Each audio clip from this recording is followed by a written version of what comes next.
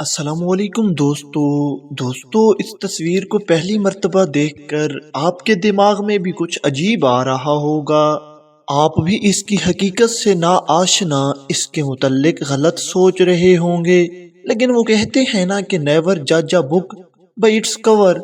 آؤ اس تصویر کے پیچھے کی کہانی جاننے کی کوشش کرتے ہیں۔ دوستو یہ پینٹنگ تاریخ کے بہت بڑے فلیمش آرٹسٹ پیٹر پاول روبنز کی ہے۔ فلیمش کو ایک تحریک کا نام دیا جا سکتا ہے۔ دراصل یہ 15ویں، 16ویں اور 17ویں صدی کے ابتدائی کچھ سالوں تک چلنے والی ایک تحریک ہے، جن میں کچھ پینٹرز نے ان علاقوں کو جن کو کم ویلیو دی جاتی تھی، ان کے مسائل کو اجاگر کرنے کے لیے کوشش کی اور ان کے مسائل کو اپنی پینٹنگز کی صورت میں لوگوں کے سامنے پیش کیا۔ اس تحریک کے بڑے بڑے ناموں میں ایک نام پیٹر پاول روبنز کا بھی آتا ہے۔ اگر آپ آج گوگل پر جا کر سرچ کرتے ہیں فلیمش آرٹسٹ تو ٹاپ آف دی لسٹ اس بندے کا نام آتا ہے۔ کہتے ہیں کہ اس زمانے میں بادشاہ مجرموں کو بہت سخت سزائیں دیا کرتے تھے۔ چھوٹی چھوٹی بات پر اتنی بڑی سزائیں دی جاتی تھیں جنہیں سن کر عقل دنگ رہ جاتی ہے۔ اسی زمانے میں ایک سائمون نام کا آدمی رہتا تھا۔ بادشاہ وقت نے اس آدمی کو بھوک سے سزا دی تھی، یعنی اسے ایک سیل میں بند کر دیا گیا اور اس کا کھانا پینا بھی بند کر دیا گیا تاکہ یہ بھوک سے مر جائے۔ اس آدمی کا جرم کیا تھا اس کے بارے میں تو تاریخ خاموش ہے۔ کچھ لوگ یہ کہہ دیتے ہیں کہ اس شخص نے بادشاہ کی خاص جگہ سے اپنا پیٹ بھرنے کے لیے روٹی چرائی تھی، جس کے نتیجے میں بادشاہ نے اسے بھوک سے مرنے کی سزا دی تھی۔ الغرض اس کو ایک سیل میں بند کر دیا گیا اور سیل میں اس کا کھانا پینا بھی مکمل طور پر ختم کر دیا گیا۔ اس شخص کی ایک بیٹی تھی جس کا نام پیرو بتایا جاتا ہے۔ وہ بادشاہ وقت کے سامنے پیش ہوئی اور اپنی عرضی بادشاہ کے سامنے پیش کرتی ہے کہ میرے والد محترم نے چند دنوں میں مر جانا ہے، تو آپ مجھے ان سے ملنے کی اجازت دے دیں۔ بادشاہ نے پیرو کو اپنے والد سے ملنے کی اجازت تو دے دی، لیکن ایک شرط رکھی کہ پیرو اپنے والد کے لیے کھانے کی کوئی چیز لے کر نہیں جا سکتی، اور باقاعدہ اس کام کے لیے پیرو کی تلاشی لی جاتی۔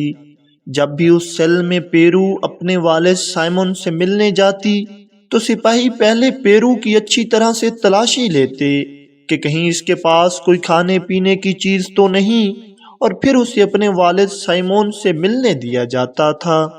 تقریباً 2-2.5 مہینوں کے بعد بادشاہ نے جیلر کو حکم دیا کہ جاؤ اور پتہ کرو کہ سائمون کے ساتھ کیا ہوا۔ ان کا خیال تو یہ تھا کہ اب تک سائمون مر چکا ہوگا، لیکن جیسے ہی جیلر جا کر دیکھتا ہے تو سائمون ابھی تک زندہ تھا اور چل پھر رہا تھا۔ حالانکہ سائمون کچھ کمزور نظر آ رہا تھا، لیکن وہ ابھی تک زندہ تھا۔ جیلر کی سمجھ میں کچھ نہیں آ رہا تھا کہ کیسے ایک شخص 2.5 مہینوں تک بغیر کھائے پیے زندہ رہ سکتا ہے۔ جیلر وہیں ایک دیوار کے پیچھے چھپ جاتا ہے تاکہ وہ دیکھ سکے کہ یہ کیسے یہاں بغیر کھائے پیے رہ رہا ہے۔ تھوڑی دیر بعد اس کی بیٹی اس سے ملنے کے لیے آئی۔ جیلر نے دیکھا کہ پہلے تو پیرو نے ادھر ادھر کی باتیں کی، پھر اچانک پیرو نے اپنی چولی اوپر اٹھائی اور اپنے پستانوں سے اپنے والد کو دودھ پلانے لگی۔ جیلر یہ دیکھ کر ہکا بکا رہ گیا۔ جیلر نے جا کر دونوں کو رنگے ہاتھوں پکڑ لیا اور بادشاہ کے سامنے پیش کیا۔ یہ بات جنگل میں آگ کی طرح پورے علاقے میں پھیل گئی۔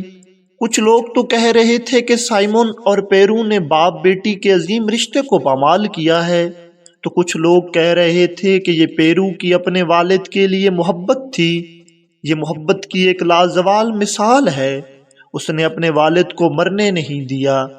جس دن پیرو اور سائمن کی بادشاہ کے سامنے پیشی تھی اور ان کا فیصلہ سنایا جانا تھا، اس دن پورا شہر سڑکوں پر نکل آیا اور ان کے حق میں آواز اٹھانے لگا۔ آخر کار بادشاہ وقت نے مجبور ہو کر پیرو اور سائمن کو رہا کر دیا۔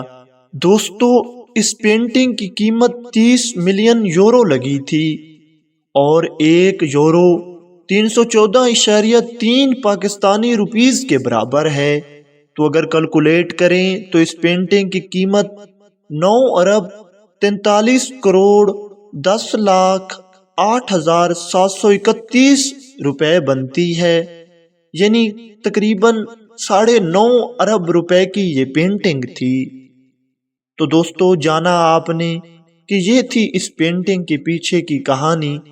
بے شک بیٹیاں اللہ تعالیٰ کی رحمت ہوتی ہیں، اور پیرو اور سائمن کی کہانی باپ اور بیٹی کے درمیان محبت کی اعلیٰ کہانیوں میں سے ایک کہانی ہے۔ اللہ تعالیٰ سے دعا ہے کہ اللہ تعالیٰ سب صاحب اولادوں کی بیٹیوں کو ہمیشہ سلامت رکھے۔